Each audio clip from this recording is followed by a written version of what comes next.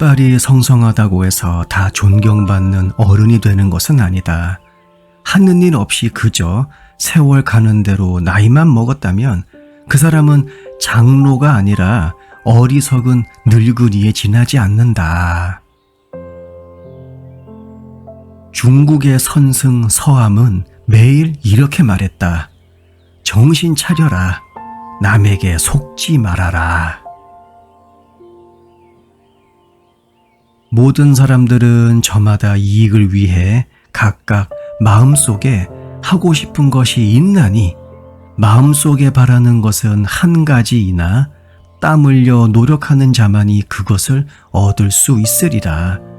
사업을 이루면은 차마 이기는 것이 제일이니 뜻을 이루고자 한다면 먼저 인욕을 배워야 할 것이다. 남의 마음을 상하게 하지 말라. 남의 마음을 상하지 않게 하려면 어찌해야 되는가? 첫째는 남의 사생활을 침해하지 않는 것이고, 둘째는 남의 감정을 상하지 않게 하는 것이며, 셋째는 남의 생각을 지나치게 간섭하지 않는 것이다. 남에게 예속되는 것은 고통이요, 독자적인 자신의 길을 가는 것은 즐거움이다. 만일 누군가에게 아직도 의무적으로 해야 할 일이 남아있다면 그것은 곧 고통으로 남을 것이다. 번뇌에 머물지도 말고 번뇌에서 떠나지도 말라.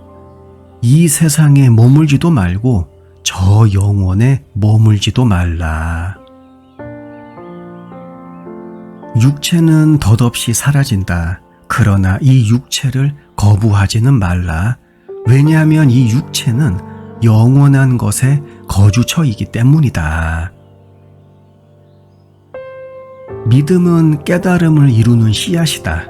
그러므로 지혜로운 사람은 마땅히 믿음을 가까이 해야 한다. 노여움은 사나운 불보다도 더 무서우니 항상 잘 지켜서 들어오지 못하게 해야 한다. 공덕을 파괴하는 도둑으로 말하자면 노여움보다 더한 것이 없다. 술에 빠지면 가난해진다.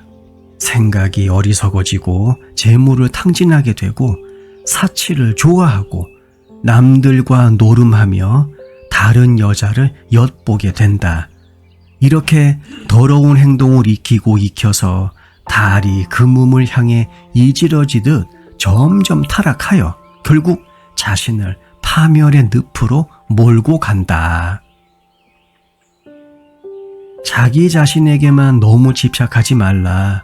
그러나 그와 동시에 자기 자신을 잘 지키지 않으면 안 된다.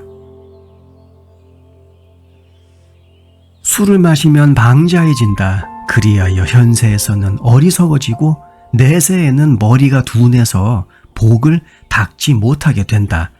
그러므로 슬기로운 사람은 술을 멀리한다. 깨끗한 물에 오물이 들어가면 탁해지거니와 뒤에 가서 다시 깨끗해지는 것은 그 오물이 제거되었기 때문이다. 이로써 볼 때 그 깨끗함은 밖으로부터 온 것이 아니며 본성이 본래 깨끗했던 것임을 알 수가 있다. 자기 마음을 극복하지 못하면 남의 마음도 이길 수 없다. 그러므로 제 마음을 극복해야 남의 마음을 이기게 되는 것이다. 게으른 사람은 배가 부르면 일하지 않는다.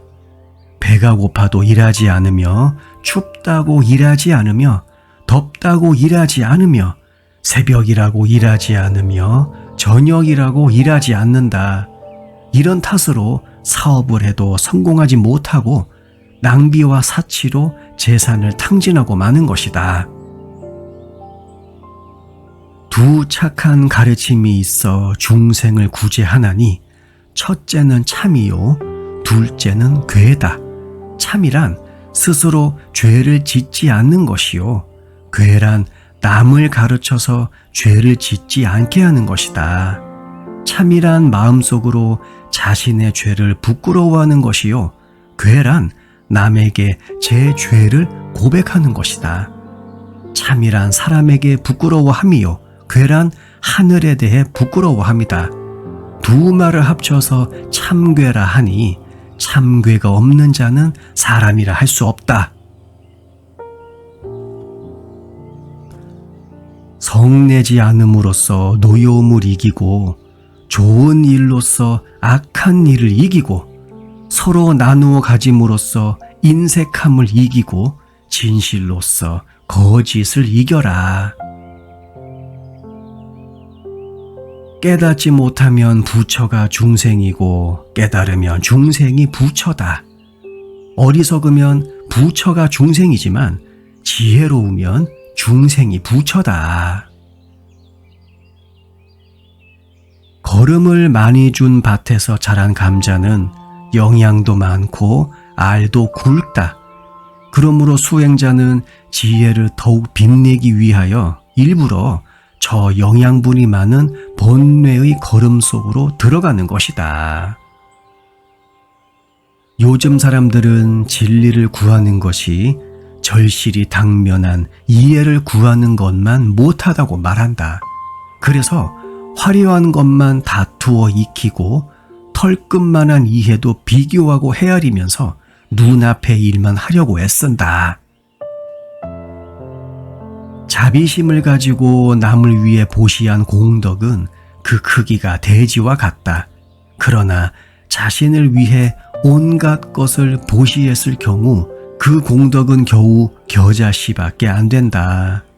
그리고 재앙에 빠진 사람을 구했을 때는 다른 어떤 보시보다 그 공덕이 뛰어나니 뭇 별이 빛나기는 해도 한 개의 명월만 못한 것과 같다.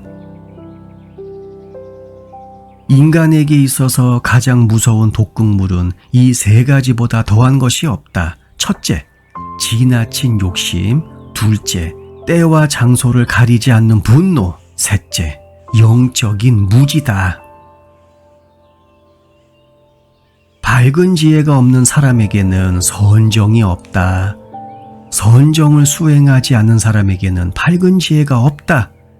선정과 밝은 지혜를 겸비한 사람이야말로 진리에 가까이 다가가 있는 것이다. 그러므로 연자는 선정과 지혜를 함께 닦는다. 이것은 지혜 있는 자의 첫째 할 일이다. 항상 지혜를 닦을지라도 보시를 하지 않는 사람은 비록 총명하고 명철하기는 하나 가난하여 재산이 없다. 보시를 많이 할지라도 밝은 지혜가 없는 사람은 비록 재산을 얻을지라도 우매하고 지견이 없다. 그러므로 보시와 지혜를 함께 닦으면 재물과 지혜가 모두 갖추어진다. 밖에서 찾지 말라. 답은 그대 안에 있다. 어리석은 사람들은 오직 남의 악만 볼 뿐 자신의 악은 보지 못하며 오직 자기의 선만 볼 뿐 남의 선을 볼 줄 모른다. 자신의 지혜를 사랑하는 자는 지혜 있는 사람이 아니며 똑똑하다고 자처하는 자는 오류가 많으며 모든 경전을 다 안다고 장담하는 자도 믿을 것이 못된다. 보고 듣고 배운 것이 보잘것없는데도 스스로를 자랑한다면 어찌 지혜 있는 사람이라 할 수 있겠는가?